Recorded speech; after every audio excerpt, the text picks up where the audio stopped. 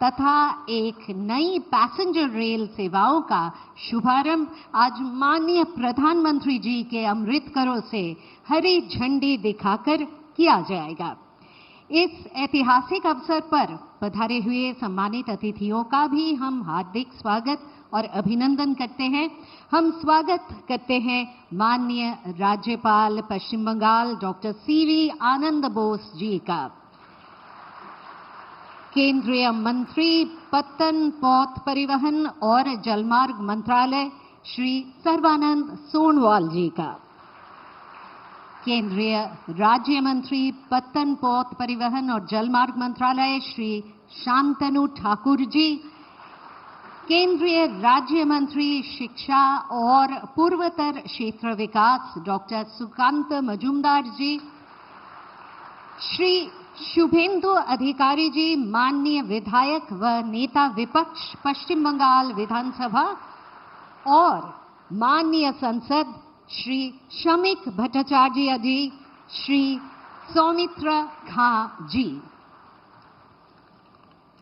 माननीय प्रधानमंत्री जी का सादर अभिनंदन करने के लिए हम एक स्मृति चिन्ह भेंट कर रहे हैं जो हमारी श्रद्धा और सम्मान का प्रतीक है। मैं केंद्रीय मंत्री पत्तन, पौध परिवहन और जलमार्ग मंत्रालय श्री सर्बानंद सोनोवाल जी से निवेदन करती हूं कि कृपया आदरणीय प्रधानमंत्री श्री नरेंद्र मोदी जी को उत्तरीय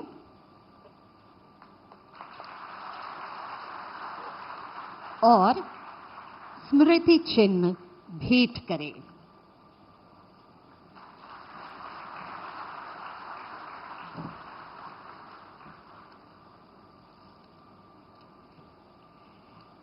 अब मैं माननीय सांसद श्री सौमित्र खां जी से स्वागत भाषण देने का अनुरोध करती हूं।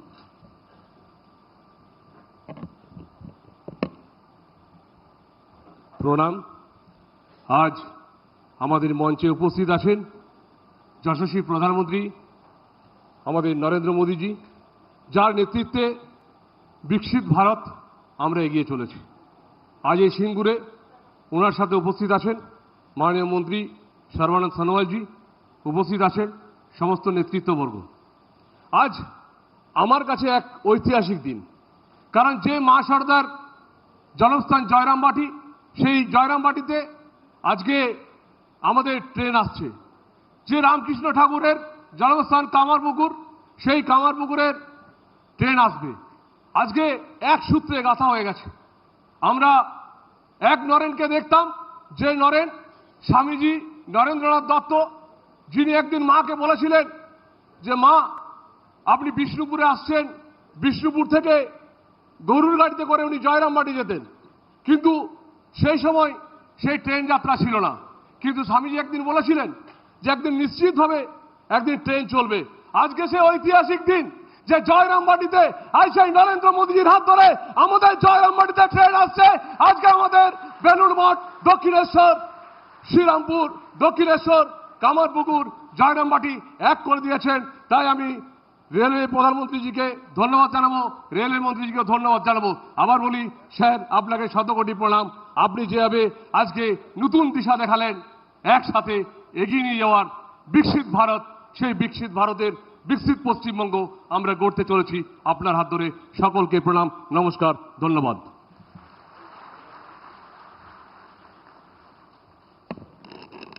धन्यवाद জানাই माननीय सांसद के। मैं अब केंद्रीय मंत्री पत्तन, पौध परिवहन और जलमार्ग मंत्रालय श्री सर्बानंद सोनोवाल जी से उनके भाषण के लिए अनुरोध करती हूं।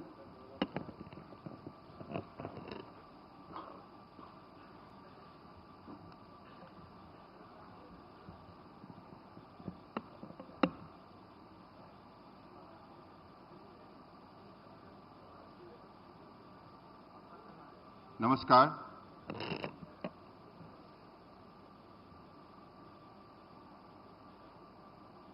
हमारे बीच उपस्थित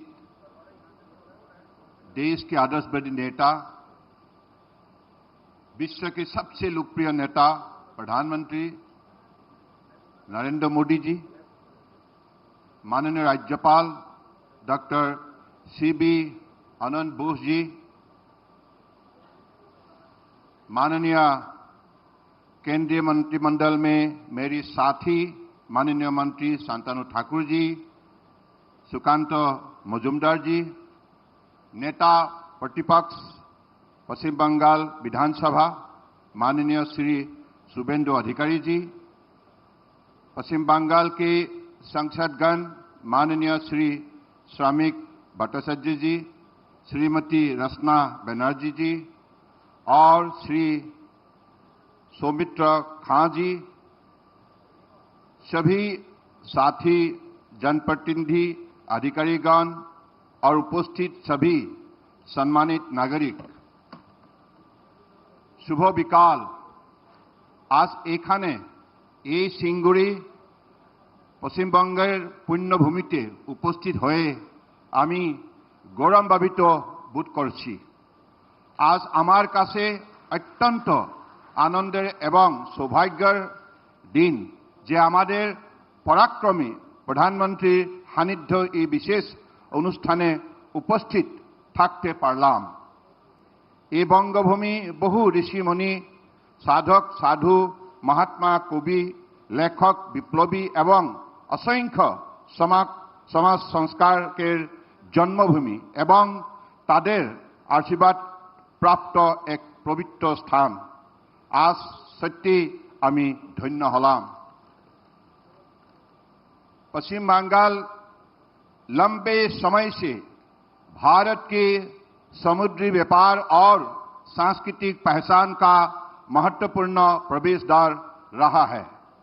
माननीय प्रधानमंत्री श्री नरेंद्र मोदी जी ने उनके नेतृत्व में इस विरासत को न केवल सुरक्षित रखा गया है, बल्कि इसी अमृत काल और विकसित भारत 2047 के लक्ष्य के अनुरूप नई अवसरों और विकास की दिशा में आगे बढ़ाया गया है। मैं एक बात विशेष रूप से कहना चाहता हूं कि पिछली 11 वर्षों में राजनीतिक असहयोगिता के बावजूद केंद्र सरकार ने पश्चिम बंगाल के विकास के लिए लगातार कार्य किया है। यही है सबका साथ, सबका विकास, सबका विश्वास और सबका प्रयास की असली भावना, जहां विकास राजनीति से ऊपर होते हैं और हर नागरिक तक पहुंचता है। श्यामा प्रसाद मुखर्जी पोर्ट भारत का सबसे पुराना और एकमात्र रिवराइन प्रमुख बंदरगाह पूर्वी और उत्तर पूर्वी भारत के व्यापार का अहम केंद्र है। पिछले 11 वर्षों में यहां 3000 करोड़ से अधिक का निवेश हुआ है। क्षमता 16% बढ़ी है, कार्गो ट्रैफिक 38% बढ़ा है और टर्न अराउंड टाइम 35% सुधार हुआ है। जहां 2013-14 यह पोर्ट 70 करोड़ से घाटे में था, वहीं 2023-24 में पोर्ट ने 501 करोड़ का लाभ कमाया है। पश्चिम बंगाल में अंतर्देशीय जलमार्ग के क्षेत्र में भी तेज प्रगति हुई है। यहां से 17 राष्ट्रीय जलमार्ग पर 2100 करोड़ की परियोजनाओं पर काम चल रहा है, जिनमें से 900 करोड़ का काम पूरी हो चुका है। सागरमाला योजना के तहत 16,000 करोड़ की 63 परियोजनाओं चल रही है, जिनमें से 26 पूरी हो चुका है और सागरमाला 2.0 में लगभग 27,000 करोड़ की 21 और परियोजना प्रस्तावित है। शिप बिल्डिंग में भी बंगाल की पहचान फिर से मजबूत हो रही है। कलकत्ता की 200 साल पुरानी शिपयार्ड को 230 करोड़ की लागत से फिर से पुनर्जीवित किया गया है। आज हुगली कोचिन शिपयार्ड लिमिटेड आधुनिक डॉक और रिवर क्रूज जहाज बना रहा है। राष्ट्रीय स्तर पर प्रधानमंत्री जी की नेतृत्व में पिछले 11 वर्षों में बंदरगाह क्षमता और कोस्टल कार्गो दोगुना हुआ, भारतीय नाविकों की संख्या 3 गुना हुआ, समुद्री क्रूज यात्रियों की संख्या 4 गुना हुआ, क्रूज सेक्टर 5 गुना बढ़ा, जलमार्ग पर माल ढुलाई 8 गुना बढ़े, सालों राष्ट्रीय जलमार्ग की संख्या 10 गुना बढ़े। World bank container port performance index 2014 की रिपोर्ट के अनुसार जेएनपीए और मुद्रा बंदरगाह आज विश्व की शीर्ष 30 कंटेनर पोर्ट में शामिल हुए। 70,000 करोड़ का शिप बिल्डिंग पैकेज, भारतीय नौवहन निगम का क्षमता विकास, भारत कंटेनर शिपिंग लाइन और NW1 पर भारत का पहला हाइड्रोजन फ्यूल सेल जहाज, ये सब दिखाता है कि भारत तेजी से समुद्री महाशक्ति बनने की ओर बढ़ रहा है। माननीय प्रधानमंत्री जी की नीतियां, उनकी दूरदृष्टि और उनका मजबूत संकल्प इस बदलाव की मूल में है। पूर्वी भारत की अगली विकास यात्रा का केंद्र बनाने का उनका विश्वास आज साफ दिखाई देता है।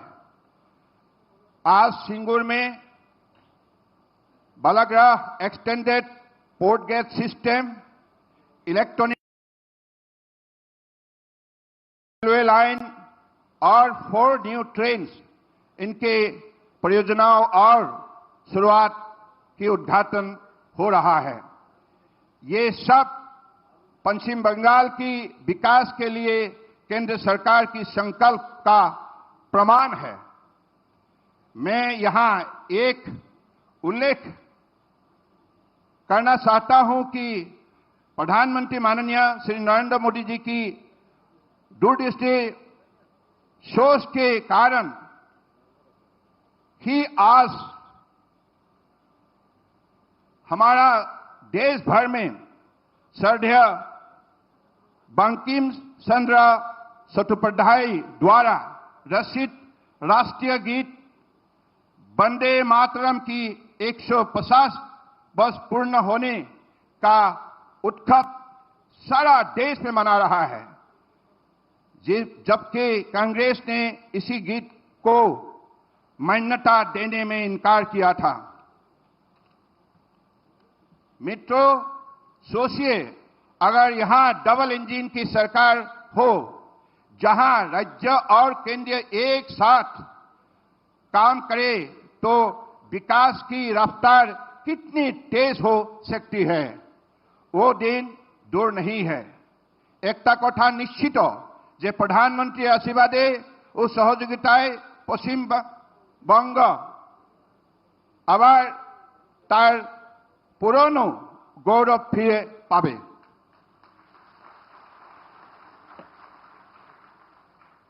आप सभी का बहुत बहुत धन्यवाद। वंदे मातरम, जय हिंद।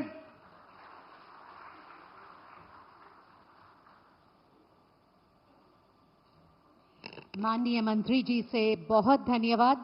বাংলার দক্ষতা, আপনার বাংলার দক্ষতা আমাদের মুগ্ধ করেছে।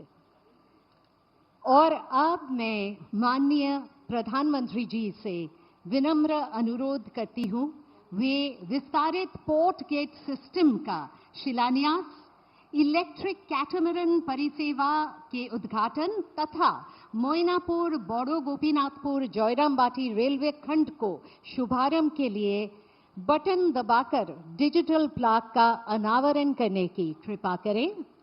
साथ ही हम एक एवी के माध्यम से इस परियोजनाओं के बारे में जानकारी देंगे।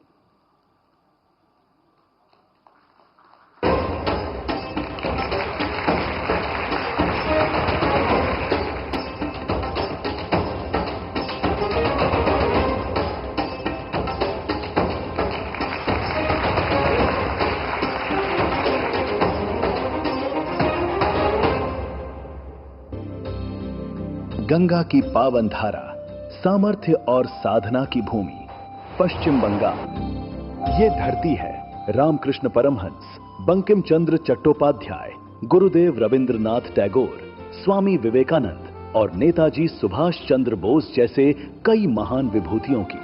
इस धरती ने भारत को उद्योग, संस्कृति, अध्यात्म और राष्ट्र निर्माण की नई दिशा दी। केंद्र सरकार यहां लगातार इंफ्रास्ट्रक्चर, इनोवेशन और इन्वेस्टमेंट को नई गति दे रही है। बंगाल का विकास भारत के भविष्य की नींव है। पिछले 11 वर्षों में माननीय प्रधानमंत्री श्री नरेंद्र मोदी जी के दूरदर्शी नेतृत्व में देश ने पोर्ट ट्रांसपोर्टेशन, जलमार्ग और रेलवे सेक्टर में व्यापक प्रगति हासिल की है।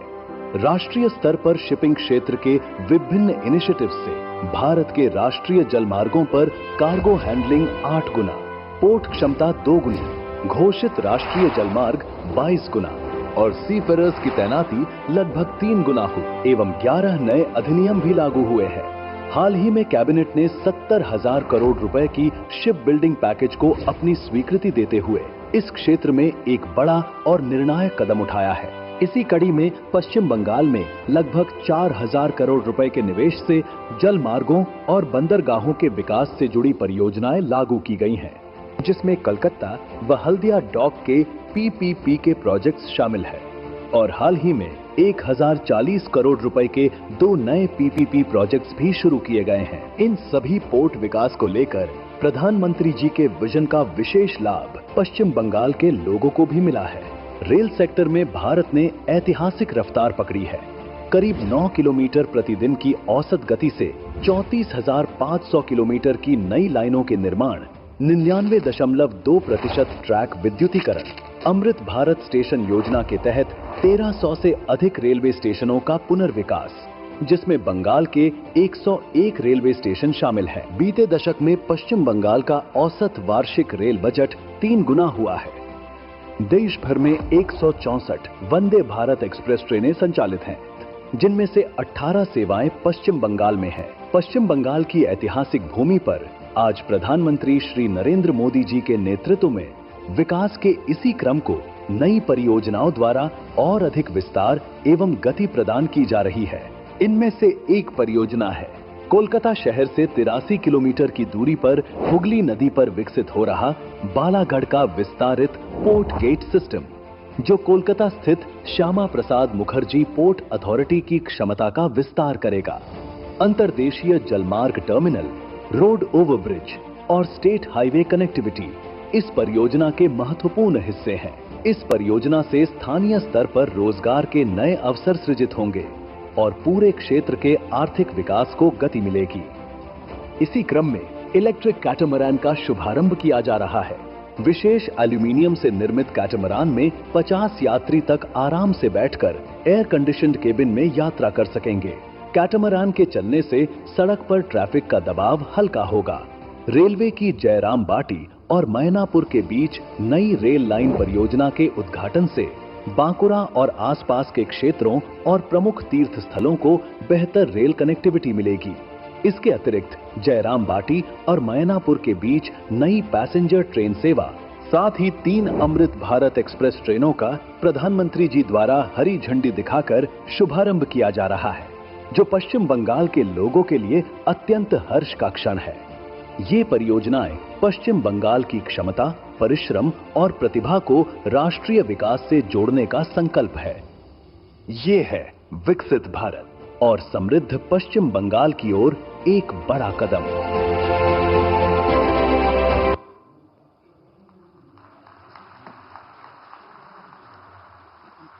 माननीय प्रधानमंत्री जी से फिर से विनम्र निवेदन कि वे हरी झंडी दिखाकर 3 अमृत भारत एक्सप्रेस और एक नई पैसेंजर ट्रेन सेवाओं का शुभारंभ करें।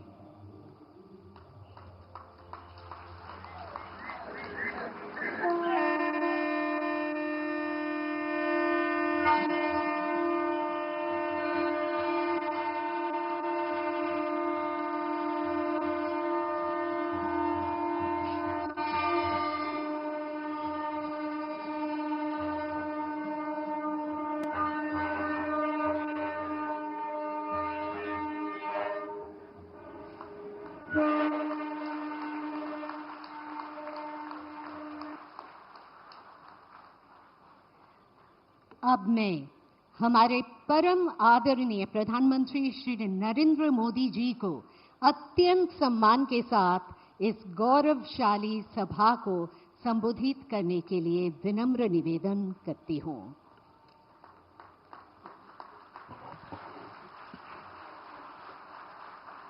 पश्चिम बंगाल के राज्यपाल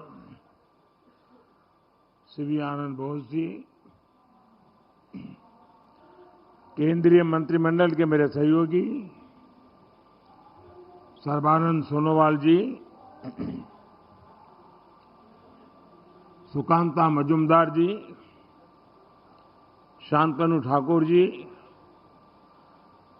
संसद में मेरे साथी सौमिक भट्टाचार्य जी, सौमित्र खान जी, पश्चिम बंगाल विधानसभा में विपक्ष के नेता शुभेंदु अधिकारी जी, अन्य जनप्रतिनिधिगण, देवी और सज्जनों, कल मैं मालदा में था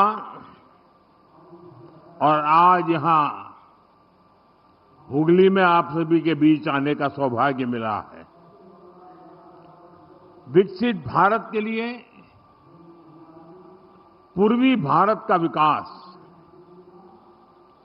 इस लक्ष्य के साथ केंद्र सरकार निरंतर काम कर रही है। कल और आज के कार्यक्रम इसी संकल्प को और अधिक मजबूत करने वाले हैं।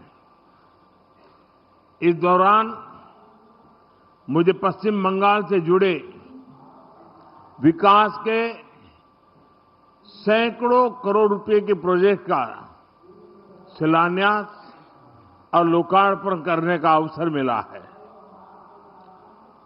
कल पश्चिम बंगाल से देश की पहली वंदे भारत स्लीपर ट्रेन प्रारंभ हुई है।